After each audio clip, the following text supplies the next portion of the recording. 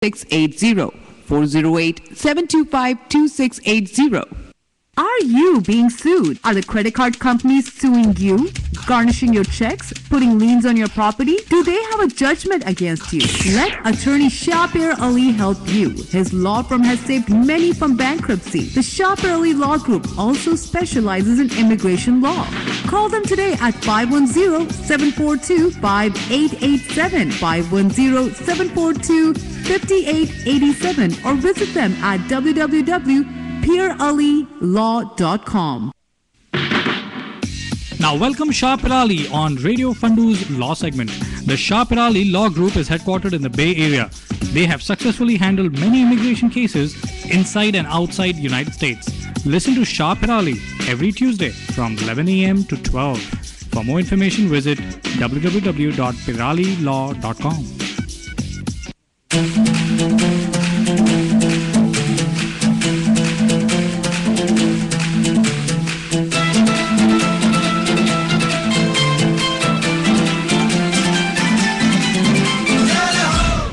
Good morning, Bay Area. This is Shah Peerally.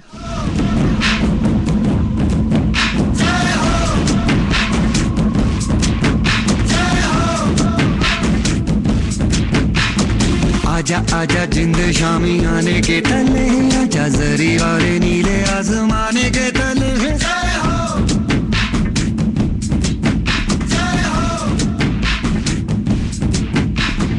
आजा आजा जिंद शामी आने के तले आजा जरी वाले नीले आसमाने के तले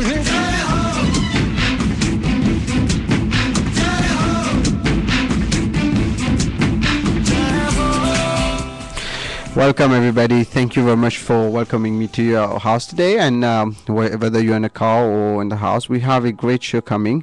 We are going to talk about immigration law and debt settlement, and also some tips about anything related to law. If you have any questions, feel free to call us at the studio. We are live on 1-855-772-8278. I'm also broadcasting on the cam on live stream on ShahPeerallyLawShow.com, ShahPeerallyLawShow.com, so you can check us out. And today the main topic in immigration will be removal of conditional residence and also marriage cases. And on the second hour, the second half hour, we will be talking about debt settlement and foreign legal consulting. So don't go anywhere. We have a great show, and the number to my office and is 510-742-5887, 510-742-5887. We have a great team waiting there, so if you have any questions or you want to ask questions in confidentiality, you can call us at their office. Lately I have been getting a lot of emails, people thanking me. Especially this morning I got a bunch of messages from Facebook from people wanting to go ahead and thanking me, thanking the law firm for doing the show, and this really goes straight to my heart. And one of the things that I wanted to tell is the reason that we get so many calls and so many people are interested in our services is because of the service, the quality of the service. And here I'm not just talking about myself, I'm talking about my team, Hassan, Anu, Soni, Wakas, Keiki, Monica, and everybody, Fela, everybody who helps us in the office to do an excellent job. It's more like a family. One of the things that have used pretty much since I'm in law school, I came up with this concept, and it has always helped me through law school, and now it has helped me also when I open my practice. It's something that I came up on myself, and I call it PAC, P-A-C-K, just like package, but just the word PAC. I've used that pretty much in most of the things that I do, and it always works. And PAC stands for an abbreviation for preparation, anticipation, commitment, and knowledge. The preparation part is very, very important. Whenever we are handling a case, and whenever you want to do your case, either it's immigration or any legal case, preparation is key. if you're not prepared, everything that you will do will pretty much not have any good outcome, or you might be lucky you get a good outcome. But if you prepare your case well, your chances of winning is higher than most of the other cases that is being handled without preparation. And some people would say preparation. Well, I'll say it again. Prepare your case very well before you go forward on filing anything, either with immigration or even you're doing a debt settlement or any legal case. So that's the first keyword on the pack, the preparation. The second one is anticipation. Anticipation is whenever you are fighting a case, and we as lawyers know this very, very well, you have to basically anticipate what your adversary is going to do. And your adversary will come with ideas and will come sometimes with things that even if you anticipate, you might be surprised. But the truth is, like, if you pretty much look at all the angles of your case, anticipating the move of the other side, you will probably be successful. I'm not guaranteeing here you're sure you will be successful. Of course, you have to have a good case, but anticipating the move of the other side will make things better for you. And that pretty much kind of goes again to preparation. Pretty much preparation will cover all the other three elements I'm going to mention. And there's a famous writer back in the days, I think his name is Wong Su. He wrote a book long time ago, thousands of years ago, called The Art of War, where he says, if you know yourself, you might win some battles. If you know the enemy, you might win some battles. But if you know yourself and you know your enemy, you can win thousands of battles. So this is the way that we attack cases, and we are able to get successful results. And I've seen things happening in our office that most people will say, well, we didn't anticipate this, but we did, and we were able to win. So anticipation is the second word. The third word on that pack is commitment. Commitment is a must. Whenever you're doing something, and here I'm limiting it to basically law, if you're not committed to the client, you don't really want to fight for that person, then as a lawyer you should not be taking the case, because it takes a lot of stamina, a lot of courage to fight certain cases. And every time we see challenges that are pretty much we amaze ourselves. But again, it goes to also the case of anticipation. We need to anticipate problems, and then we can basically tackle them. And commitment is what kind of has shown our success through the time that we have been a law firm. All the years we have been a law firm, we have been very, very committed to our clients. I have a few clients that have been with me since pretty much I opened the law firm, and actually 3 of them that I still remember at the top of my head, out of 1,500 cases, 15 or more than 1,500 cases. One of them, after 5 years, we just won. We just won the case like 6 months ago. He tried on his own certain things, and none of them worked. Finally, we tried one and it failed, and we tried something else, and luckily we won the case, and now he has a green card. And the other client that has been kind of more staying on the course with us, we just won the green card, and I wanted to congratulate our team on that. Basically, it was an EB3 case, and through his spouse that was there, we needed that EB3, and luckily in 2007 when it opened, he was able to get a work permit and started working.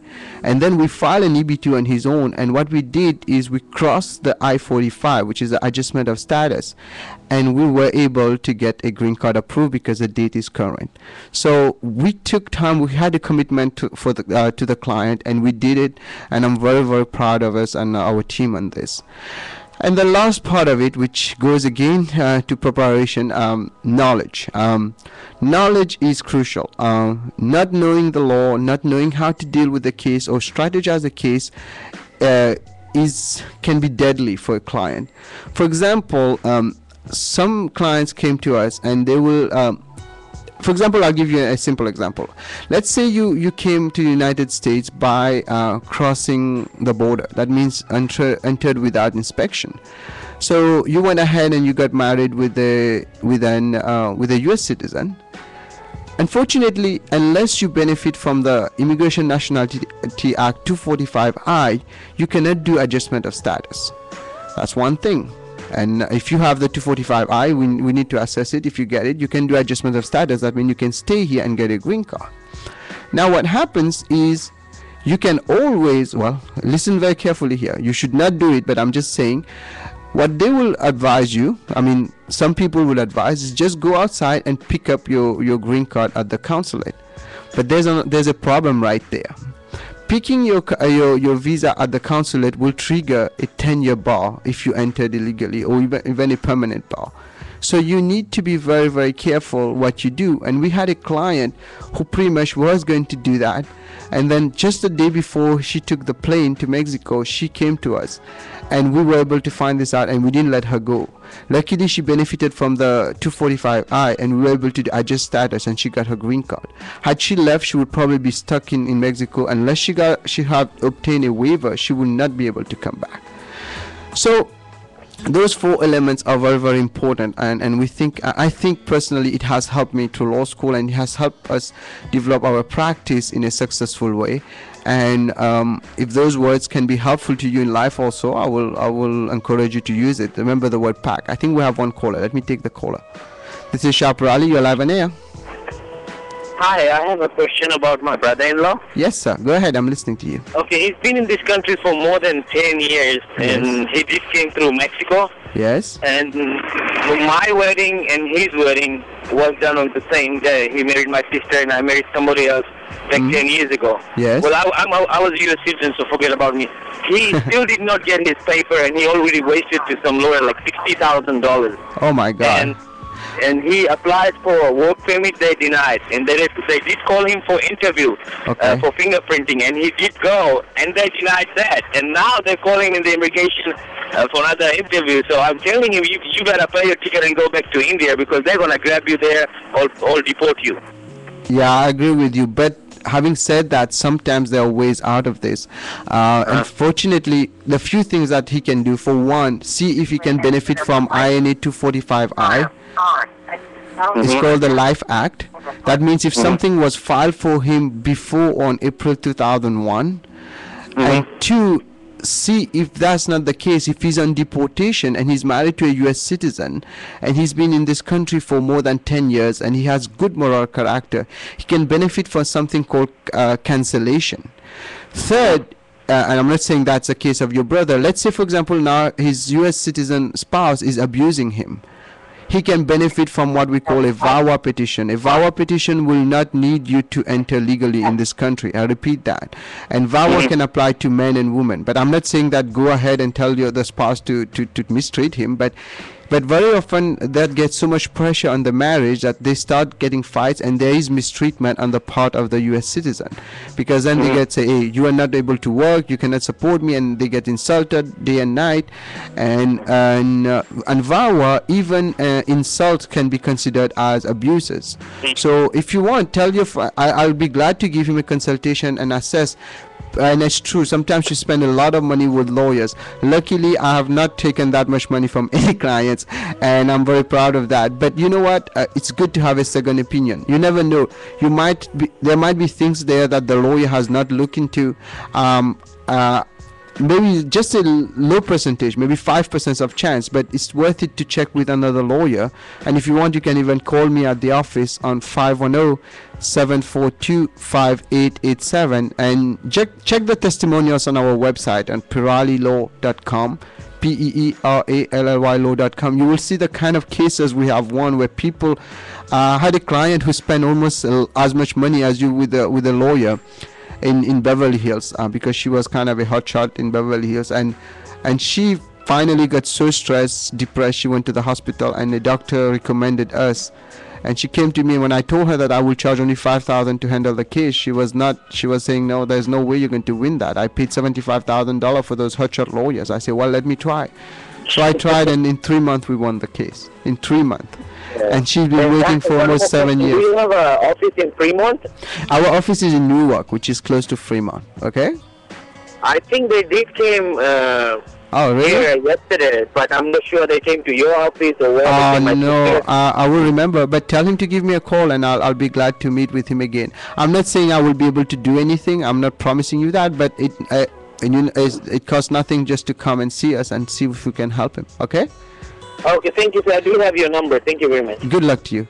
Thank you. Okay. Wow, this is very interesting. Yeah, this is what happens exactly if your cases are not handled properly, and ultimately, sometimes people get taken advantage of, and in LA especially, and many of them are going to jail. People will pretend to be lawyers. They don't know anything about the law. They just keep charging people and making them false promises, and they end up by just cheating them. And again, as a lawyer here, there's always a disclaimer. Anything that I'm telling you here today is purely educational, and I'm not giving you any guarantee I will be successful on your case. However, if you have any questions about those issues I'm talking about, you can give me a call on 510-742-5887. Well, it took 20 minutes to explain the pack thing, so let me just go into the meter. Oh, we have another caller. Let me take the caller. This is Shah Peerally. You're live on air. Hello, Peerally sahab. Hey, how are you? Hello. सवाल था वो बेटे मैंने अपने का green card apply किया था उसका वो परमानेंट रेजिडेंशियल है यहाँ का So, तो उसको अभी प्रॉबली 20-25 दिन हो गए तो उसका एक्सेप्ट तो हो गया था वो दोबारा ग्रीन कार्ड उसका रिन्यू कराने के लिए भेजा कितने दिन लगेंगे उसको जी He's asking that he sent his son's green card to be renewed. It's already been 25 days. He hasn't got any reply, and Oh, you should get it. It takes like between 30 days to 90 days. So just be patient a little bit. You should get it soon, okay? And if you don't get it, you can give me a call at the office. We can do an inquiry for you, okay? Okay, sir. Okay, Thank just you. be patient. It's taking some time for the production right now. They're kind of changing a lot of things and they're delaying things. So don't worry about that. But if there's any problem in his fingerprint or something, or he has committed any kind of crimes, you need to call a lawyer right away because they might put him on deportation, okay? Okay. Okay, good luck to you.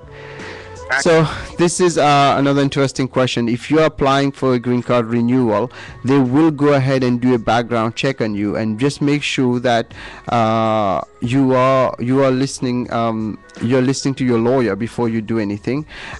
So basically what I was talking today is PAC, but also the main topic was removal of conditional residence. What is removal of conditional residence? If you are if you're filing a petition for green card through marriage or through an EB-5, you will get something called a conditional residence. What is a conditional residence?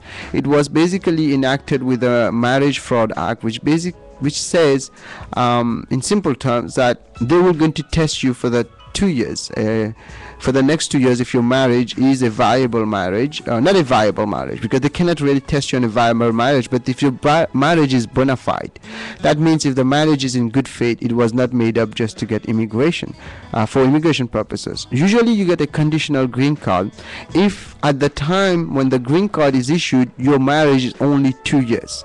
Okay, this is what we call the conditional period, the 2 years. That means 2 years of the of the marriage. What will happen when they issue the green card? Then 90 days before that 2 years of the green card expires, within that 90 days, if you are still with your spouse, I repeat that, if you're still married, you need to remove that conditional of residence. You need to remove it within the 90 days. It's very, very important. If you remove it, if you try to do it after that, they will question you a lot why you delayed on doing it. And sometimes it can take years to clear. I've seen cases where it took me almost 8 months to clear it, to give an explanation why they didn't file it. The truth is that the client didn't know about it, and they didn't know they had to file it. They thought once the interview was finished, after the green card for the marriage, they could just go ahead and enjoy the green card. But they didn't realize it was a conditional green card. And if your marriage has not been 2 years, and they, by mistake, I repeat that, by mistake they issue a 10-year green card on your name, you better still do the I-751, because we have many cases in the office where immigration made a mistake. They give a 10-year green card on a less than 2-year marriage, and guess what? At the time of the citizenship, they came back and they wanted an I-751, which is a removal of conditional form. this is something you don't want to happen to you, because it creates a lot of problems. So give us a call. We can look at your case if you have gotten 10 years instead of 2 years, because remember, the rule is simple. If at the time of the interview, at the time they issue the green card, your marriage have not passed 2 years, they have to give you a conditional green card. A conditional green card. A conditional green card basically put conditions on you. Whenever you have the conditional green card, during that time, what you need to do is to still maintain relationship with your spouse. That means you need to keep records. You need to keep taxes together. You need to keep bills together. You need to do things together, take pictures together, have insurance together, etc., because you will need to show all this at the end of that 2-year period when you remove that conditional of residence. To remove that conditional of residence, you have to fill the form I-751. Form I-751, and just filling the form and sending it there is not a good idea. You need to basically load that I-751 with proof that the marriage is real. And this is where it gets a little bit tricky. If you have a situation where you don't have a lot of proof, I will highly recommend you talk to an attorney. Our law firm has done many I-751 cases, and if you look at the testimonial on our website, you will see the kind of I-751 difficult cases we have handled, which are amazing cases, and I'm very, very proud of those. I even written a lot of articles about I-751. People have interviewed me about I-751, which is a removal of conditional residence. It's governed by very specific law. There are major memos like April 2003 memos. There's another memo which came in 2005. There's some opinions also that came, and some major cases like matter of Johnson, matter of Mackey, and things like that. Those are very, very important. That's where it comes to the thing that I was talking about earlier, knowledge of the law. Knowledge of the law makes a big difference. And if you have any question on immigration, any matter in immigration, you can give us a call right now live on air on 1-855-772-8278, 1-855-772-8278. And if you have confidential questions, you want to call the office, the number to call is 510-742-5887, 510-742-5887. We have a great team waiting for you there, and I'm attorney Shah Peerally. I'm an immigration attorney in the Bay Area. So now let us talk about situation on I-751, which is a removal of conditional residence if the marriage goes sour. And that's the interesting part. What happens now? You're married, and of course the marriage is genuine, but the problem what you're facing is the marriage is going bad. It happens all the time. I think we have callers. Let me take the callers. This is Shah Peerally. You're live on air. I have a question for you. Yes, sir. Basically, I applied for my green card adjustment of status in EB3 category. Yes. And my priority date is December 2006. Yeah. And if I apply for again in EB2 category, will that priority date will be carried over to EB2? Very good question. Yes, if it is done properly, you can transfer priority date. Is based on a memo that was issued in May 2000. Yes, it is doable. That's what I was talking about earlier on this client we have done, and we have been very successful. He got his green card. Yes, it is doable. If you need help on this, I'll be glad to help you. So basically, once 140 in EB2, once 140 is approved, then only it is transferred? Yes, you can only use it if I-140 is approved. If I-140 is not approved, you cannot use it. And you have to file a new labor certification and a new I-140, then you can use it. Otherwise, no, you cannot use it. Okay? What should I need to do? You need to file a new labor certification. Then the new I-140, you will use that old priority date and you merge them. And that has to be done to a lawyer because it's a little bit complicated. If you make one mistake, you can lose both ways. So be very careful on that, okay? Oh, okay. Okay. And if you need help on this, feel free to give me a call at the office, 510-742-5887. We have a great team right now. They will pick up your call and arrange for an appointment, okay?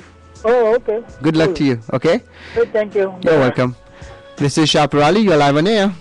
Yeah, it's Harvinder. Hi, Harvinder. How are you? Good. How are you, Shah Peerally? I'm doing well. What can I do for you? Yeah, I found my two brothers, they apply on the his wife, right, on the 2009 on the I-30. Yes.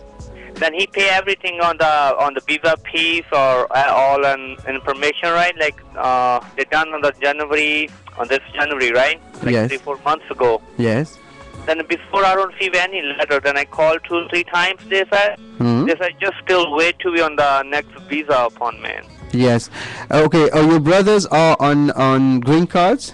Yeah, it's on the green card. Okay. Yeah, this is what happened when you're green card. The priority date is controlled by the state visa bulletin. You can check that on my website. It's on the link on the State Department. Unfortunately, every month this changes. Sometimes it goes forward, sometimes it goes backward. So if the processing already started and then it went backward, they will just put it on hold. So the best solution is as soon as your brother becomes a U.S. citizen, okay, go for the U.S. citizenship as soon as possible, and we can analyze if they can get citizenship as soon as possible. As soon as they get it, you can upgrade it. Not yet, because they have just 2 years on here in America. Oh, okay. Well, anyway, yeah, you will have to wait another maybe 1 year. I don't know the exact date right now. You can give me a call at the office. I can tell you the date, but it's on my website on Visa Bulletin on resources on peerallylaw.com, Peerally law law.com, and you can pretty much get the information there. This is exactly what has happened to you. Suddenly last year there was a jump in those dates, so things got really current, and what happens, they quickly send it to the National Visa Center to process. During the time the National Visa Center was processing those cases, the case got sent backward, because then the visa bulletin got retrogressed, and unfortunately your brother is on hold there. I'm sorry for that. There's not much I can do except basically to wait with you and hold your hand and guide you. Okay. They don't need to be more if on the later, like a little later, then they don't need to be any paperwork or anything. No, they don't, but I have not seen all your case, but they might ask for more paperwork. But the National Visa Center will keep you informed. Keep checking the visa bulletin. As soon as you see the date become current, you want to start pushing them to move forward, okay? Okay, thank you. Good luck to you. Okay, I think we have 3 more callers. Let me take the caller. This is Shah. You're live on air. Hello. Hello. Yeah, this is Shah. This is Shah. Yeah, you were just talking about the conditional green cards that somebody got by mistake, supposed to get 2-year green card, but he got 10-year green card. Yeah. Now, is it not a good idea to go back and tell the immigration that this is what happened? Yes, you have to go. You have to do it. It's very, very important. Let me tell you why. Because there is a case law. A case law is what controls sometimes the law, which basically says if immigration makes a mistake, and they give you a green card, they are forgiven. That means they will get away with it, but you won't get away with it. So if you go and volunteer it, but don't volunteer it like that. If I were you, I would prepare a good package of I-751, get a lawyer, and basically go ahead and file for your I-751 and explain the mistake. They will really appreciate it, and they might give it to you really quickly without causing any problems. Instead of waiting when you file for citizenship and they deny your citizenship, ask you to file an I-751 and then even maybe deny the I-751. So be very careful. Yeah, that's the idea, because somebody got it, then he just, oh well, I'm glad they got it 10 years. No, but if his marriage was more than 2 years, then he gets a 10 years. But if his marriage was less than 2 years at the time he got the green card, no, he should not have gotten it. And he should not get 10 years, he should have got 2 years. 2 years, exactly. You need to. They gave him a 10 years. Yeah, don't go by their mistake. They will not forgive you. They forgive themselves, but they won't forgive you. And we have gotten so many cases in the office. Luckily, we have been able to deal with most of them. One of them is still pending. I'm fighting, because at the end they're starting fighting on the I-751. But the truth is that be prepared for that. And again, it goes back to the concept of PAC I was saying before. Anticipate the problem, have the knowledge, and fight it. Okay. That's good idea. Just don't wait. Just go back and tell them this is. Yeah, even you go back, go with someone who knows about I-751. You can give me a call. I can look at it before anything goes bad for them. And the phone number is 510-742-5887. Okay? Oh, okay. Good luck to you. You're welcome. This is Shah. You're live on air. Hello. Hello. Yeah. I have a little question regarding citizenship. Yes, go ahead, ma'am. the citizenship is rejected the first time, then can I reapply again? Yes, it depends. Yes, you can reapply, but if it is rejected, like we had one case where it was rejected for fraud, basically at this time they charged them on certain moral turpitude crimes for committing fraud of lying to the immigration, then you might be barred for 5 years to reapply. Right, but this was not for fraud, but it was overstaying out of the country. Okay, then you can argue that, because the thing is that sometimes overstaying out of the country doesn't break the continuity. There are some exceptions to that. Very good question you have brought, because the general rule, if you stay out of the country in one shot more than 6 months, you are deemed to have abandoned the green card even, but the main thing, you break the continuity. You have to wait another 4 years to file the citizenship. So sometimes there are exceptions to that rule. If you give me a call at the office, we can look at it and tell you if it is worth it for you to reapply and spend the money, or just go ahead and reapply for it. Okay? Yeah, and what's your number at the office? My number to the office is 510 742 5887. And when can I call? You can call right now. Anu is there, Sony is there. They will get an appointment for us. Okay? Okay, thank you very much. You're welcome.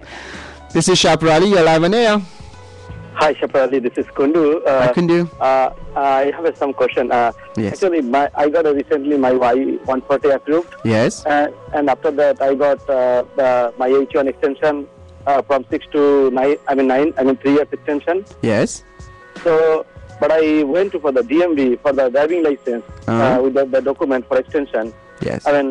They say there's something they're checking, and basically they didn't give any update. Yeah, they won't give it to you. This is the biggest problem that we're having with the DMV. I'm not a state lawyer, so I'm not going to give you precise answer on this one. But DMV will not really issue your license unless you get a full approval of the extension. So what I will advise you, if you're eligible, I repeat that, if you in this case it's an H1B extension, go ahead and file a premium on it. You can even file a premium after you already filed the original. No, Peerally. Actually, what happened? I got the H1 extended. Oh, okay. And they're denying you? Yeah, I got I-797 new I-751 with extended date approved. Oh, I'm sorry. Yeah. And give the document to the DMV. And I don't know what they're checking, but after 3 months, they're saying that we need to keep checking something. Unfortunately, the DMV is not really my area of practice. I don't know how they think, but they should be giving it to you because your H1B is your proof. If you want to give me a call, let me look at it, but I think you should be patient a couple of weeks, and if nothing happens, you might want to put a complaint at the DMV. Okay? Cool. Yeah. Thank you. Good luck to you. Bye-bye. Yeah. Bye-bye. This is Shah, you're live on air. Hello. Hello, this is Shah. Yeah, I have a question on green card. Yes, sir. Go ahead. Yeah, the question is, I'm on conditional green card, and now my wife wants a divorce. So, that's exactly the topic I was going to talk about right now. Let me answer you how it works. The conditional green card applies basically. I talk about if you're still with your wife or your husband, but if let's say the marriage doesn't go well and you're in a divorce, you can file what we call an I-751 waiver. An I-751 waiver means you basically waiving that removal of conditional residence based on either a good faith marriage, that means the marriage was real when it was entered, an abusive situation, if you are abused by your wife or your husband, and 3, if your husband or wife has passed away. So you can always remove that. The case that will control the entire situation is a case called Bark versus INS. It was issued by the 9th Circuit Court of Appeals in 1975. It basically says, in simple words, if the marriage was entered in good faith at the inception, remember that. Basically, if it was entered just to because you wanted to get married, you wanted to make a life together, even after that the marriage doesn't work, they still have to give it to you. And how do you prove that? You have to show a lot of proof, like your marriage certificate, your pictures together, bills together, a lot of things together. And if you don't have any of those, you need to get a lot of affidavits or witnesses that will testify when they know you and your marriage is in in good faith. The second thing that happens also is you have, as soon as you and you have to file it as soon as you get separated with your wife and start the divorce. What I will advise you, there is another problem. You have 87 days to complete that divorce before they adjudicate. That means before they process the case. So my advice to most people is first get the divorce, finalize it. Like in California it takes 6 months. Finalize it, then file it. Or you just wait around 4 or 5 months down the divorce, go ahead and file the I-751, and then during the meantime then the divorce will be finalized and you can go ahead and get your green card if your marriage is real. And the other thing I wanted to tell people, they get scared because, oh, what happens if I file it? Well, the law works this way. As soon as you file it, and that memo of April 2003, your green card gets extended for 1 year. Again, I repeat that, your green card gets extended during the pending of the application. Okay, so if you want, I'm sorry, I'm just giving you the whole thing because I was going to talk about it. So now you can ask me your question. Okay. Oh, I think you have answered my question. Okay, so give me a call if you need help on that. Whenever it comes to I-751 waiver, because it requires knowledge of the law and preparing a good package, and we have done many of them, I will advise you to give a call to a good attorney, or you can give us a call at the office. We are attorneys too, and we are pretty good at it, on 510-742-5887. 510-742-5887, and luckily you have kind of made my day by asking the right question. This was a topic I was going to talk about. Okay, so let me, thanks a lot. Yeah, good luck to you. This is Shah, Peerally, you're live on air. Hello. Hello. This is Shah, Peerally, you're live on air. Hi, my name is Venkat. Hi Venkat. Actually, I have a question. Actually, I have filed I-140 in 2007. Actually, that is still pending from last 4 years. And my... okay, hold on a second. You file an I-140 is been pending? Yeah, it's pending from last 4 years. You mean the I-140 or the I-45? No, for I-140.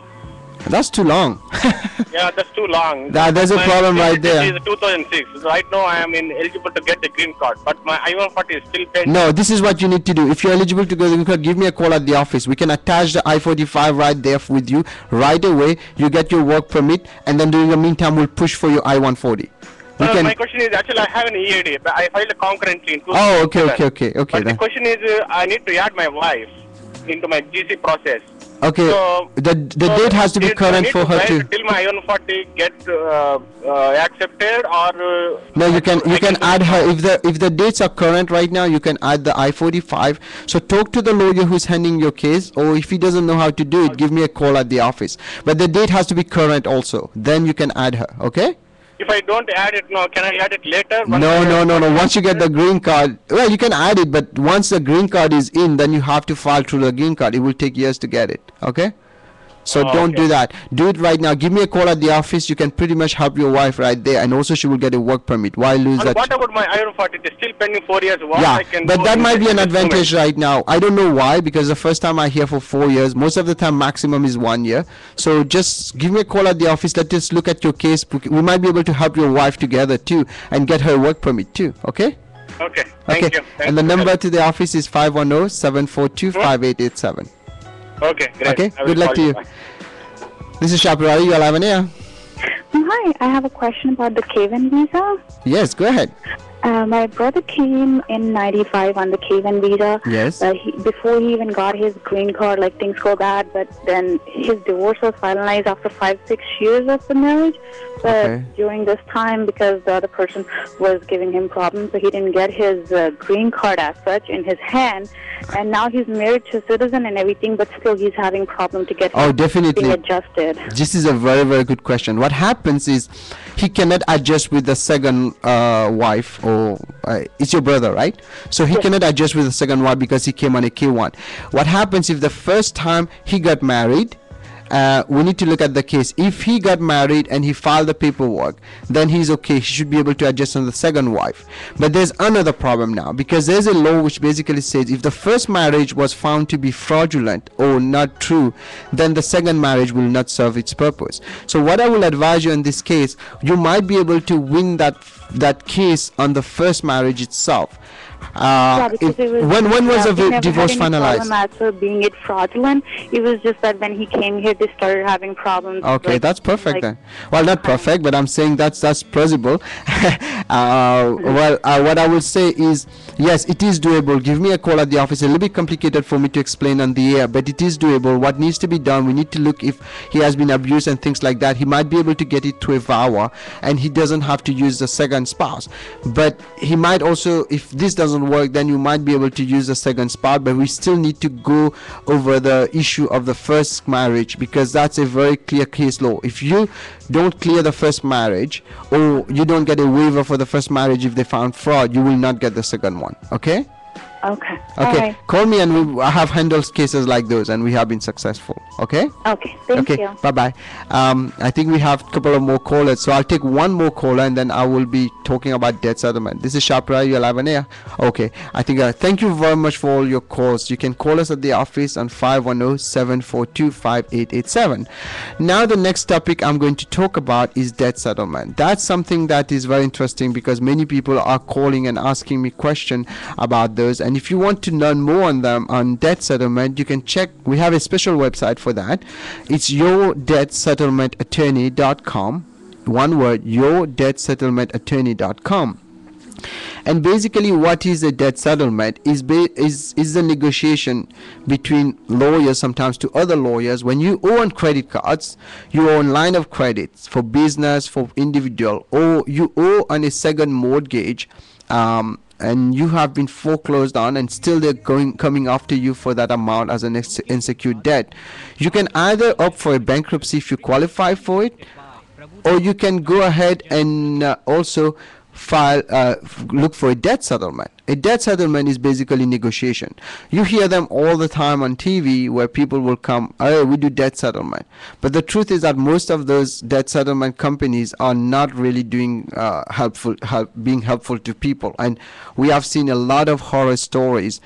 For example, one of our clients that came to us 2 weeks ago, he paid almost $7,000 to a debt settlement company. Not only did they not do anything on his case, they went ahead and put him in a situation where he was getting sued by the credit card company, and they were ready to get a judgment against that person. And I'm going to talk about judgment in few seconds. What happened is that the credit card went ahead and started suing them because they didn't do anything. So if you want to do a debt settlement, I will highly advise you go to a lawyer. Don't go to any debt settlement companies. Even they can say they have so many financial years of experience. Most of them cannot really do things that we as lawyers can do, because we are lawyers. We are allowed to practice law. We are allowed to basically negotiate based on legal issues. For example, you have the cease and desist letter. Once we as lawyers put a letter that we are representing you, the debtors, the credit card agencies, have to stop harassing you, have to stop calling you. They can send you letters, but they cannot call you. We can pretty much protect you from those harassment. We can protect you on many angles too, because oftentimes the collection agencies will make mistakes by violating the law, which is a very, very interesting law. It's the law basically says, for example, they cannot threaten you with criminal charges, which they do sometimes. And there was one big collection agency that was sued for $2.8 million, fined by the Federal Trade Commission, was fined for $2.8 million because they end up by lying to people. They sometimes will go to your neighbor and harass your neighbor. These are not allowed. And if you have a lawyer, they don't have this luxury of doing this, because anytime they make those mistakes, we can go ahead and even put a complaint against them, or even file a lawsuit. So what we do in the cases of a debt settlement, we go ahead and we negotiate your debts. For example, let's say you owe $100,000 in debts, right? I'm saying $100,000 or $10,000. We go and we negotiate based on your situation. Let's say you lost your job, you have a family member who's sick and things like that. We can go ahead and talk to the bank and say, you know what, this person cannot pay you that much money.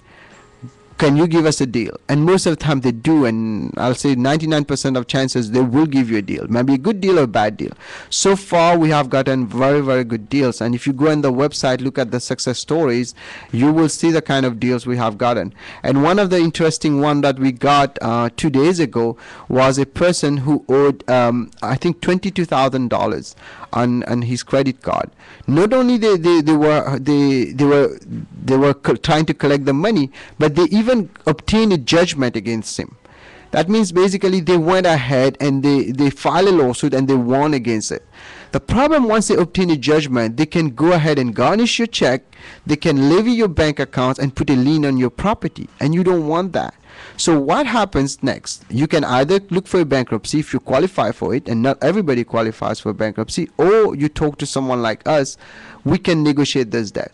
Luckily we were able to negotiate it, and whenever it comes to judgment, you don't get very, very good deals. We got a deal of 50%, so he had to pay only $10,700, but it was in 12 installments. And 12 installments with no interest. That means he's out of the debt. The rest is written off. The only issue he has to worry about is not a big issue. He has to deal with it on the taxes, because they will issue what we call a 1099-C. And I'm not a tax lawyer, so I'm not giving any tax advice here. You need to check with your CPA or a tax lawyer. So if you're in a situation where you have a hardship, you owe a lot on credit cards, you cannot pay them. Don't desperate and get all stressed and start getting fights in the family, because we've seen that too. We've seen divorces. We've seen one of our clients even had 2 heart attacks and stroke. These are the kind of things that happens because of financial reasons, and I even wrote an article about it. It's called Few Reasons to Live Debt Free and Free. At least try to live debt free. You can read it on my blog on yourdebtsettlementattorney.com/blog. And one of the things we see frequently is the fact that people are very desperate when it comes to their debts, and their money is so important, they're worried about it, and then they start fighting in the house because they don't have enough to pay for the bills for the children and things like that. So you don't have to really live in debts and get worried, because if you start paying credit cards and you owe a lot of money, you might see half or 1/3 of your salary going into paying the credit cards. That doesn't mean if you have the ability to pay them, you just stop paying them because you think you can do a debt settlement. That's not the right thing. The people that we are looking to do a debt settlement for are people who are genuinely in trouble, who have a hardship by, for example, losing their jobs, their business went down, or a family member passed away, or their spouse lost their job, or they lost a lot of money in their houses. These are the people that we can help with, and you can call my office. We have a great team for the debt settlement. The phone number to the office is 510-742-5887, 510-742-5887, and the website for debt settlement is called yourdebtsettlementattorney.com, one word, yourdebtsettlementattorney.com. And you can check the kind of things that we have been able to do, luckily for our clients. And honestly, there's never a guarantee on what we do, because I'll be lying to tell you that 100% sure I will be able to help you. But this is the way it works with us. We will assess the case. If we see a chance of arguing, we will argue for you. And the good thing is that we don't charge until you get something. When it comes to debt settlement, we will not charge you in advance. So once we get the deal, the papers in our hand that the bank is agreeing for that settlement, then we get paid. Then we will take your money and pay the bank and help you to basically set up your account with the bank so that you pay them off and things like that. So it's risk free. We will try. If we cannot, we will not go ahead. Either we will assess it at the beginning and say, yeah, it's not worth it, go for a bankruptcy, because some people come to see us and say we want to do debt settlement, but they have no money to pay the debt. So then you should go for bankruptcy. They are advising me. I have only like 2 minutes I think to go, so I'm going to wrap up. If you have any questions on debt settlement, you can call us on 510-742-5887. Anything that I've said to you today is for educational purposes only. So the last 2 minutes I'm going to talk about one other areas of law which is very interesting and which is helping us a lot in immigration is foreign legal consulting. We have the only foreign legal consultants in the Bay Area or even in California. I think we have some callers, but unfortunately I cannot take any calls. Please give me a call at the office on 510-742-5887. As I was mentioning, Waqas Bud is the only foreign legal consultant in the entire California that works with us, and the advantage of having him with us is when we have an issue, for example, in Pakistan, we can handle it from here because he's licensed by the state bar to do that. Like, for example, lately we had a lot of issues with marriage certificates where Pakistan have a problem because they were not putting the dates, and immigration was not able to recognize this because there were no dates. So we were able to use our law firm that is attached to us in Pakistan to resolve those matters. So we can help you on this front too. And if you have any kind of property you are selling in Pakistan, and I know many people don't want to travel back there and they want to do things from here, we can handle it from here, and we are licensed to do that. Not us, but Wakas is licensed, and Wakas works for our law firm. And again, the same number, you can call us on 510-742-5887. And like I was mentioning, we practice three main areas of law: immigration law, debt settlement, and foreign legal consulting. But if you have any legal questions and you feel like I could help you or refer you to someone, do not hesitate to call me on 510-742-5887. And I apologize, sometimes I cannot return your call right away. I get so many calls, but I try my best to return the calls. So Anu in the office does an excellent job in following up with all our clients. If in any case any of you have not gotten the call back, please call us again. I apologize for that in advance, but it happens. We get a flow of at least 10-12 calls a day, and it's hard to manage because I have to handle the cases, sometimes go to court, sometimes go to interviews and review cases, plus answer the calls. And there's only 24 hours in the day, and out of which probably 8 hours or 6 hours I have to sleep. So it's very hard, but we are here for you. And if you want to check more about our law firm, you can check on peerallylaw.com, PEERALLY law law.com, or usimmigrationquestion.com, usimmigrationquestion.com, one word. And you can also check our debt settlement area on yourdebtsettlementattorney.com, yourdebtsettlementattorney.com, one word. And thank you very much. I'm going to sign off. Thank you, Saad, for being on the board with me today. And you can listen to us Friday night at 11 p.m. So don't miss our shows. It will be a great show Friday night at 11 p.m. So this is Shah Peerally, 510-742-5887. Thank you.